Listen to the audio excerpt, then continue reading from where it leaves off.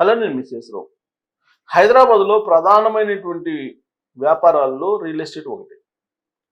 అలాగే జీడిపిలో ప్రధాన భాగస్వామ్యం ఉన్నటువంటి రంగాలు ఏంటంటే ఐటీ సెక్టర్, ఆ తర్వాత ఫార్మా సెక్టర్, ఆ తర్వాత రియల్ ఎస్టేట్, ఇలా ఉంటాయి.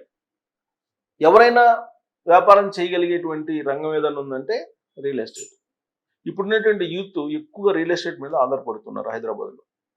మరి హైదరాబాద్ రియల్ ఎస్టేట్లో హై రైజెస్ బిల్డింగ్ పరిస్థితి ఏంటి, ఓపెన్ ఫ్లాట్స్ పరిస్థితి ఏంటి, గేటెడ్ కమ్యూనిటీలో పరిస్థితి ఏంటి, స్టాండర్డ్ అపార్ట్మెంట్స్లో ఉండే పరిస్థితి ఏంటి అనే దాని మీద తాజాగా అన్రాక్ మరో సర్వేని విడుదల చేసింది.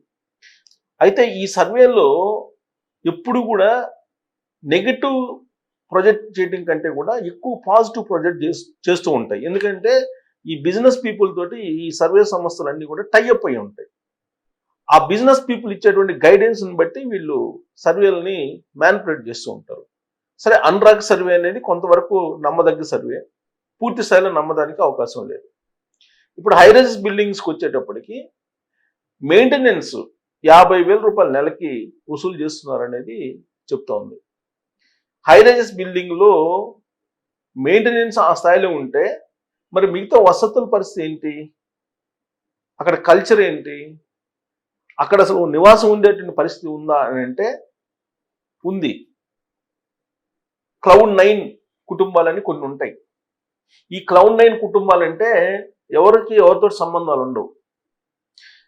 అవినీతి సొమ్ము బాగా పోగుబడి ఉంటుంది, లేదా పెద్దల నుంచి వచ్చిన ఆస్తులన్నా పోగుబడి ఉంటాయి, లేదా పొలిటీషియన్స్, ఐఏఎస్లు, ఐపీఎస్లు, బ్యూరోక్రాట్స్, లేదా ఉద్యోగులు, అవినీతి పరులైన ఉద్యోగులకు సంబంధించినటువంటి వాళ్ళు, ఇలాంటి వాళ్ళు ఎక్కువగా హై రైజ్ బిల్డింగ్లో పెట్టుబడులు పెడుతూ ఉంటారు, అక్కడ కొనుగోలు చేస్తూ ఉంటారు. ఎక్కువగా, అందరు కాకపోయినా ఎక్కువగా. వాళ్ళ కల్చరే డిఫరెంట్గా ఉంటుంది. వాళ్ళ కల్చర్ ఎలాంటి కల్చర్ అంటే వీకెండ్స్లో ఒకళ్ళ భార్యను ఇంకొక భర్తకు అప్పచెప్పటం, ఆ భర్త భార్యను ఇంకొకరికి అప్పచెప్పటం, అంటే ఇది వైఫ్ రీప్లేస్మెంట్ గేమ్ అంట. ఇలాంటివి కూడా హై రైజ్ బిల్డింగ్స్లో ఉన్నాయి. ఇది కర్ణాటకలో బాగా ఫేమస్. ఇది బెంగళూరులో వాళ్ళు వీకెండ్కి వస్తుందంటే కనుక చేంజ్ ఓవర్ అంట. Change over, life change over అనేటువంటి పేరుతోటి ఒకళ్ళ భార్యను ఒకళ్ళు మ్యూచువల్గా పనిచేసుకుంటారు. ఇలాంటి కల్చర్ హైదరాబాద్ హై రైజెస్కు వచ్చేసింది. ఇప్పుడు అక్కడ 50,000 రూపాయలు మెయింటెనెన్స్, దానికి తగ్గట్టు ఏర్పాట్లు, గంజాయి, డ్రగ్స్, ఇక అక్కడ నో లిమిట్ అనమాట. అన్ని రకాల దౌర్భాగ్యాలన్నీ ఉంటాయి అక్కడ. అన్ని రకాల రుగ్మతలు, అన్ని రకాల చండాలం అంతా అక్కడే ఉంటుంది. అలాంటివి ఇప్పుడు హై రైజెస్ అనేది ఇప్పుడు రియల్ ఎస్టేట్లో ఉండేటువంటి వాళ్ళు కొంతమంది బాగా అబ్జర్వ్ చేసి చెప్తూ ఉన్నారు. ఆ హై రైజెస్లోకి అసలు కొనడం, వెళ్ళడమే అసలు దానంత చండాలమైన పని ఇంకొకటి ఉండదు అనేటువంటి అభిప్రాయాన్ని ఎక్కువ మంది వ్యక్తం చేస్తున్నారు. దానికి కారణం ఏంటంటే అక్కడ ఎవరిని నియంత్రించాలనే పరిస్థితి ఉండదు, ఎవరిని కనీసం క్వశ్చన్ చేసే పరిస్థితి కూడా ఉండదు. ఎవరి ఇష్టం వచ్చింది వాడు చేయొచ్చు అక్కడ. అది అక్కడ ఉండేటువంటి కల్చర్ అని చెప్తుంది. అందుకే అక్కడ భారతీయ సంస్కృతి, భారతీయ సాంప్రదాయాలు ఏమాత్రం పాటించాలి, వాటి ప్రకారమే జీవించాలి అనుకునేటువంటి వాళ్ళు ఒక్క రోజు కూడా, ఒక్క గంట కూడా ఉండలేరు అని చెప్పి చెప్తున్నారు. విచ్చలవిడితనం, లైఫ్లో విచ్చలవిడిగా ఎలా ఉండాలి అనే దానికి care of address high rises buildings అని చెప్తున్నారు. అలాంటి వాటికి ఇప్పుడు మెయింటెనెన్స్ 50,000 రూపాయలు వసూలు చేస్తున్నారు అంటున్నారు. మరి 50,000 రూపాయలు హై రైజ్ మెయింటెనెన్స్ కింద వసూలు చేసి కొన్ని కోట్ల రూపాయలు నెల వస్తాయి. హై రైజ్ బిల్డింగ్స్లో మరి ఒక్కొక్కరి దగ్గర 50,000 రూపాయలు మెయింటెనెన్స్ తీసుకుంటున్నారంటే కొన్ని కోట్ల రూపాయలు వస్తాయి. మరి ఆ కోట్ల రూపాయలతో అక్కడ ఏం మెయింటైన్ చేస్తున్నారు, ఎలా మెయింటైన్ చేస్తున్నారు అనేది ఒక పెద్ద డిబేటబుల్ క్వశ్చన్. ఇప్పుడు హై రైజెస్ని కొనుగోలు చేసేటువంటి వాళ్ళే లేరు, బుక్ చేసుకునేటువంటి వాళ్ళే లేరు. కారణం ఏంటి? ఇండియన్స్ భారత సంస్కృతి, భారత సాంప్రదాయాలను గౌరవించేటువంటి వాళ్ళు ఎక్కువ మంది ఉంటారు. వాళ్ళు ఎవ్వరూ అక్కడ కొనే పరిస్థితి లేదు. పోనీ విదేశాలకు వెళ్ళి వచ్చేటువంటి వాళ్ళు, విదేశస్తులు పెట్టుబడులు పెట్టేటువంటి వాళ్ళు ఉన్నారని అంటే రెమిటెన్స్ పేరుతోటి ట్యాక్స్లు ఎక్కువ వేస్తున్నారు ట్రంప్, అమెరికా అధ్యక్షుడు. ఎన్ఆర్ఐల పరిస్థితి అంతంత మాత్రంగా ఉంది. సో కాబట్టి ఎన్ఆర్ఐలు హై రైజ్ బిల్డింగ్స్లోకి కొనుగోలు చేయడానికి ధైర్యం చేయట్లా. ఇండియాలో ఉండేటువంటి భారత సంస్కృతి సాంప్రదాయాలను గౌరవించేటువంటి వాళ్ళు కొనుగోలు చేయట్లా. ఆర్థికంగా బాగా హైఫైగా ఉండేటువంటి వాళ్ళు మాత్రమే అక్కడ కొనుగోలు చేస్తున్నారు అనేది సర్వే తేల్చినటువంటి అంశం.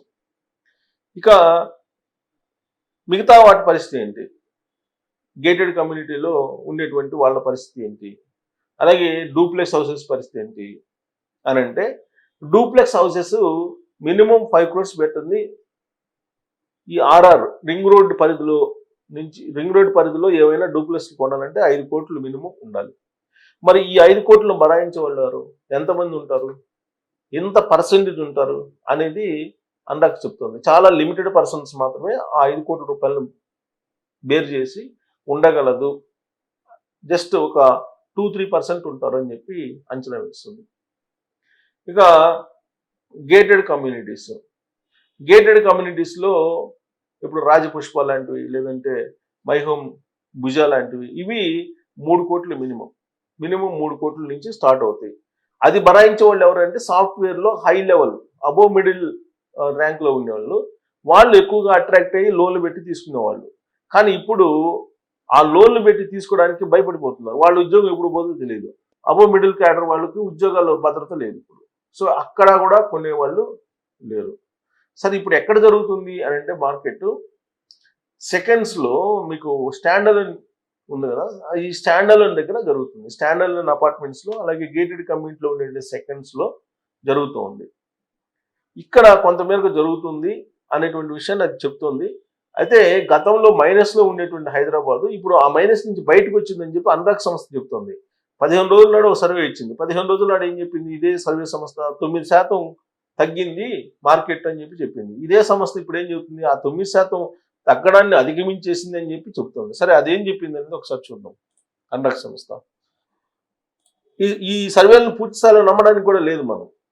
సో హైదరాబాద్లో సొంత ఇల్లు కొనుక్కోవాలనే సామాన్యుల కల మరింత భారంగా మారింది. అంటే రేట్లు పెరిగినాయి అని చెప్తున్నారు. రేట్లు ఎక్కడ పెరిగినాయి, మొత్తం రియల్ ఎస్టేట్ తగ్గుతుంటే రేట్లు పెరిగినాయి అని చెప్పి ఈ సర్వే సంస్థ ఇస్తుంది అనమాట.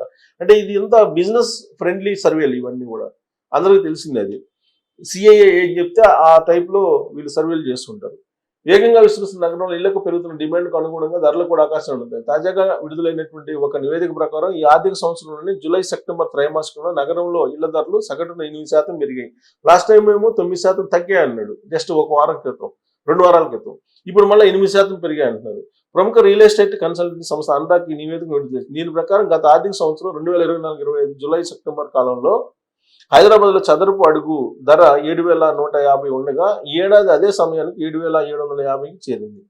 నగరం ఔటర్ రింగ్ రోడ్ దాటి విస్తరించడంతో అపార్ట్మెంట్లు, ఇండిపెండెంట్ ఇళ్లకు విపరీతమైన గిరాకీ ఏర్పడింది. ఇదే ధరలు పెరుగుదలకు కారణంగా. సో అపార్ట్మెంట్లు అంటే ఏ అపార్ట్మెంట్లు, హైరేజెసా, లేకపోతే గేటెడ్ కమ్యూనిటీలా, లేకపోతే స్టాండర్డ్లోనా? నేను చెప్పింది స్టాండర్డ్లోనా? అది కూడా అపార్ట్మెంట్కి ఎంతో కొంత కొనుగోలు చేస్తున్నారంటే స్టాండర్డ్ అపార్ట్మెంట్స్లో అఫోర్డబుల్ ప్రైస్లో ఒక 60 లక్షల నుంచి 70 లక్షలు 80 లక్షల లోపల ఉండేటువంటి వాటిని కొనుగోలు చేస్తున్నారు. ఇక ఇండిపెండెంట్ ఇళ్ళకి విపరీతం గిరాకీ అంటే అవుటర్ రింగ్ రోడ్ దాటి వెళ్ళిపోయిన తర్వాత అవి కూడా ఇండిపెండెంట్ హౌసెస్ 50 లక్షల నుంచి 60 లక్షల మధ్యలో ఉంటున్నాయి. అక్కడ పోయి కొనుగోలు చేస్తున్నారు. దేశంలోని 7 ప్రధాన నగరాల్లోనూ ఇదే తరహా ధరలు పెరిగాయని అనురాగ్ తెలిపింది. ఈ 7 నగరాల్లో కలిపి సగటున ధరలు 9% పెరిగాయని చెప్తున్నారు. అంటే మొత్తం 7 నగరాలు కలిపి. గత ఏడాది చదరపు అడుగు సగటు ధర 8,390 ఉండగా ఇప్పుడు అది 9,105కు ఎగబాకింది. దేశ రాజధాని ప్రాంతం ఢిల్లీ ఎన్సీఆర్లో లగ్జరీ ఇళ్లకు డిమాండ్ పెరగడంతో అక్కడ అధికంగా 24% పెరిగాయి. అక్కడ చదరపు అడుగు 7,200 నుంచి 8,900 వరకు ఉంది. ఇతర ప్రధాన నగరాలు బెంగళూరులో 10%, ముంబైలో 6%, కోల్కతాలో 6%, చెన్నైలో 5%, పూణేలో 4% చొప్పున ఇళ్ల ధరలు పెరిగాయని అనురాగ్ నివేదిక వివరించింది. మొత్తంగా పెరుగుతున్నటువంటి గిరాకీ కారణంగా దేశవ్యాప్తంగా రియల్ ఎస్టేట్ దూకుడుగా ఉందని చెప్తున్నారు. ఒకవైపు ఏమో ఆర్థిక మాంద్యం పొంచి ఉందని చెబుతుంటే, ఈ సిఐఏ ఆధ్వర్యంలో జరిగేటువంటి కార్యక్రమం అంతా ఇదే, పక్కదోవ పట్టించడానికి. అసలు మొత్తం రియల్ ఎస్టేట్ని అసలు అద్భుతంగా పెరిగిపోతుందని చెప్తుంటారు. కొనేవాళ్ళు లేరని చెప్పేసి మొత్తం బిల్డర్స్ లబోదిబోం అంటూ ఉంటే ఎక్కువ మంది. ఇప్పుడు అనురాగ్ సంస్థ ఏం చెప్తుంది, అన్ని సిటీస్లో బాగా పెరుగుతుంది, హైదరాబాద్లో కూడా పెరుగుతుంది అని చెబుతుంది. హైదరాబాద్లో ఉండే వాస్తవ పరిస్థితి ఏంటి, కేవలం 60 నుంచి 70 లక్షల లోపల ఉండేటువంటి అపార్ట్మెంట్లు మాత్రమే కొనుగోలు చేస్తున్నారు. అంతకు మించి ఎవరు పెట్టుబడులు పెట్టడం లేదు, కొనుగోలు చేయట్లేదు. ఏదైనా డబ్బు ఉందంటే బంగారం వైపు వెళ్ళిపోతున్నారు, బంగారం కొనుగోలు చేస్తున్నారు. అంతే తప్ప వాస్తవంగా రియల్ ఎస్టేట్ ఓపెన్ ప్లాట్స్లో అసలు పెట్టుబడే పెట్టడం లేదు. ఓపెన్ ప్లాట్స్లో పెట్టడం లేదు, అలాగే హైరేజెస్కి అసలు వెళ్ళట్లేదు, అలాగే డూప్లెక్స్కి వెళ్ళట్లేదు, గేటెడ్ కమ్యూనిటీలో కొత్త వాటికి వెళ్ళట్లేదు. ఏదైనా సెకండ్స్ ఏదైనా రీజనబుల్ ప్రైస్లో వస్తే తీసుకుంటారు. ఇది యాక్చువల్ సిచ్యువేషన్. దీన్ని డైవర్ట్ చేసి సిఐఏ వాళ్ళు, సిఐఏ అంటే ఇండస్ట్రియలిస్టులు, వాళ్ళు ఏంటంటే బిల్డర్స్ వీళ్ళందరూ ఉంటారు. వాళ్ళు కావాల్సిన విధంగా వాళ్ళ సర్వేలు మార్చుకుని చెప్తూ ఉంటారు. ఆ సర్వేల్లో ఒకటే ఇది కరెక్ట్గా 15 రోజుల క్రితం 9% తగ్గిపోయింది కొనుగోళ్లు హైదరాబాద్లో అని చెప్పింది ఇదే సంస్థ ఇప్పుడు మళ్ళా 8% పెరిగిందని ఎలా చెప్తున్నారు? అంత విపరీతంగా పెరిగింది ఈ నెలలో. ఎందుకు పెరుగుతుంది అసలు? ఈ నెలలో పెరగడానికి కారణం ఏంటి? ఛాన్స్ ఏంటి అసలు? మొన్నటి వరకు పితృ రోజులు ఉన్నాయి, పితృ రోజులు అసలు కొనుగోలు చేయరు ఎవరు. మరి ఇప్పుడు ఈ 4 రోజుల్లో కొనుగోలు చేస్తేనే 8% పెరుగుతుందా? దీన్ని బట్టి ఈ సర్వే నమ్మదగ్గదా నమ్మదగ్గది కాదా అనే దాని మీద మీరు ట్రోల్ చేయొచ్చు. Thank you.